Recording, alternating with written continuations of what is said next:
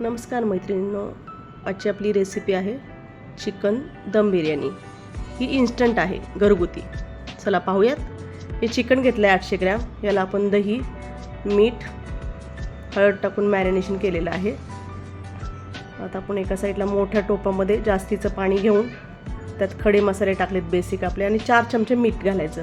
इकडे तांदूळ आपण 800 ग्रॅम धुवून ठेवलेला आहे, स्वच्छ धुवून ठेवला आहे. एका मोठ्या टोपामध्ये जास्तीचं तेल घेऊन आपण आता 2 मोठे कांदे फ्राय करूयात गोल्डन ब्राऊन. तर थोडीशी चिमूटभर साखर घालायची, म्हणजे कांदा चांगला कुरकुरीत होतो. चांगला कांदा फ्राय करून घेऊयात गोल्डन आपण. हा बघा, आपला आता कांदा फ्राय झाला आहे. आता इथं पाणी उकळे, त्यात तांदूळ घालूयात. आता याला आपल्याला 600 ग्रॅम कांदे लागतील, चांगले चॉप केलेले बारीक. चांगले 5 मिनटं त्याला परतायचं, चांगला कच्चापणा त्याचा घालवायचा आहे चांगला. एका साईडला आपण तांदूळ चेक करूयात, तो 80% शिजवायचा आहे. इकडं 2 टोमॅटोचे पेरू आपण प्युरी टाकायची त्यात, चांगलं 5 मिनटं परतायचं.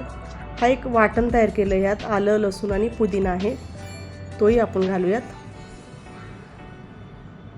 ते सगळं मिश्रण घातलं की परत एक 2 मिनटं चांगलं परतूयात. यामध्ये आता आपण मॅरिनेशन केलेलं चिकन घालूयात. आता आपण चिकन घालूयात सगळं त्यात. 2 मिनटं चांगलं हेही परतूयात. आता आपले बेसिक मसाले आहेत, हळद, मिरची पावडर, धणे पावडर, कांदा लसूण मसाला, बिर्याणी मसाला आणि एक राहिलेलं थोडंसं मीठ 1 चमचाभर. हे सगळं आपण घालूयात आता आणि चांगलं 5 मिनटं परतूयात. हे बघा, परतलं आपण आता. इकडं आपण तांदळाचं सगळं पाणी काढून घेतलेलं आहे.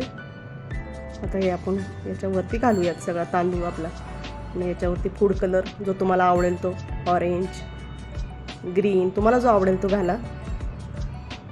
याच्यावरती आपण तूप घालूयात, थोडंसं तूप घालूयात.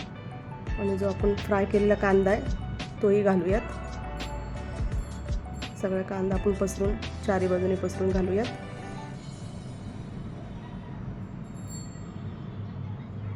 सगळीकडे कांदा पसरून घेऊयात आपण.